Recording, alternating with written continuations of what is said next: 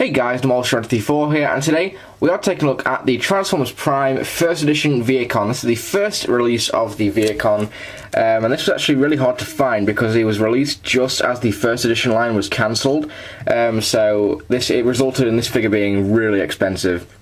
But now that the First Edition toys are starting to come back, I managed to pick this guy up from Kapow Toys for about 20 quid plus postage. So very, very cool. Definitely I'm glad I bought him because it is a very nice figure. Now basically this review is just going to be comparing him to the RID version, but I'll be doing the Arms Micron version because I don't have the RID version, so I just have the Arms Micron. Now one thing that you will notice is how much bigger that the First Edition is. I mean, let me just adjust my camera a little bit so you can see the length of them. Right, the First Edition figure is so much bigger than the RID mold. And that's kind of amazing, really. It just shows how much smaller figures are nowadays. Now, overall, I would give the vehicle mode higher marks than the RID version because, honestly, it's just too small and I don't know, it's just really small. And I really like that this figure has just got a lot more detail, it's a lot more weighty, and it just looks really cool all around. I really do like this vehicle mode. Now, I would give the RID version higher marks for robot mode because, honestly, the robot mode is really cool in this. And this one's got a little bit of kibble. It does suffer from a little bit of kibble in robot mode.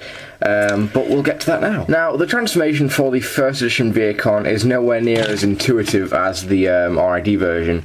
In fact, honestly, the transformation isn't that enjoyable for this figure, actually. Because on the RID version, they actually managed to find a way to make the roof usable, so they sort of collapse the roof up to make the legs. This, well, basically the roof ends up on his back, which kind of sucks.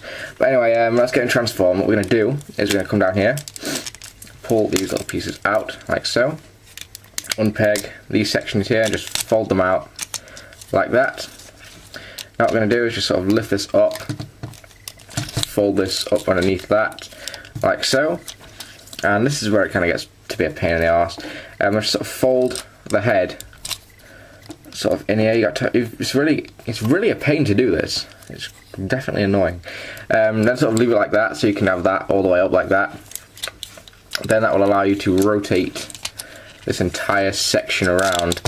And be careful when you do that because I feel like I'm putting a little bit of strain on these little pieces here, and you don't want to do that because these will hold the arm on. So yeah, definitely be careful with that. Then what we're going to do is we're going to sort of come up here, sort of push the head up. If you can get your nail under there, just push your head up. Then we can fold the chest down like so, and fold these arms up. Then we can actually just fold this down and get it out of the way like that. And then that ends up on his back. That's his back kibble, and that really sucks. It really annoys me. Then what we're going to do for the legs is we're going to rotate out these little wheels, just flip them forward. Then we're going to rotate the sort of leg backwards and fold everything out, just like that. And then what we're going to do is going to fold this piece out, grab this section from here, then sort of fold that out, and you can pull out his little foot from in here, like that, and then you can push it back up, and just get everything lined up there, and there you have a leg. Basically, then you can just push the wheel back. You can do what you want with that. Do some on this side, fold the leg out, open this piece up, fold out the foot, like so, and just push everything back together, like that. And then we're almost done. We just need to get the arms out. And the arms aren't as good as the RID version, to be honest. Because he doesn't really have any ports, so he can't really hold his gun very well. And it really annoys me, but there we go. I'm just going to fold the arms out. And there is RID, First Edition Vehicon in his robot mode. Now this is a good robot mode, don't get me wrong, but there are a few flaws that just hold it back from being as good as the RID version. That's really unfortunate. Now the first thing that I really don't like is the back kibble, and that really does bug me because we know, judging by the RID version, that Hasbro can do this. They can, you know, make the roof work. I mean, let's take a look at the RID version here. Right, we can take the entire roof, split it apart, and fold it to create legs. So why did they have to stick the entire roof on his back? It really does bug me, and I really wish the engineers of this figure, or the designers of this figure, would just find a different way to make that work. I mean, it's just really annoying. It's basically Dark of the Moon Roadbuster all over again. But there we go. There's the robot mode, and it looks cool from the front, I will give it that. I mean, the head sculpt looks really nice. Got a nice Decepticon symbol in the chest there, that looks pretty cool. And the colours just look fantastic. I will give it that. The colours look much better than on the RID version. They seem to pop more for me. I don't know why, but they just do. You can take his little gun, and you can sort of, I don't know, you can wedge it in there if you want.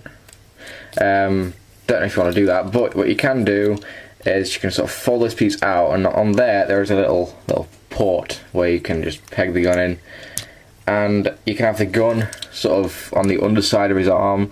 And honestly, that looks a little bit weird, but it's really the only way that I've found to actually, you know, have the gun attached to his robot mode.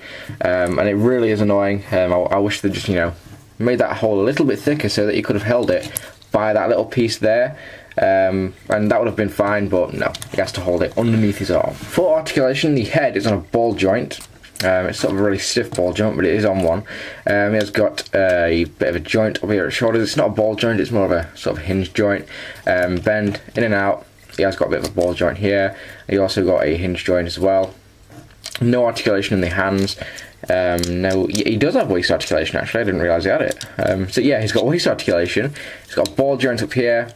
Bend at the thigh, he's got a thigh swivel, bend at the knee, and he's got sort of a weird sort of joint there due to the transformation, and the feet do pivot. So you can get this guy in some pretty interesting poses. Now just for a quick comparison with the RID ARMS Micron version, now you can really see that this robot mode for the RID version looks so much better than the first edition Vehicon.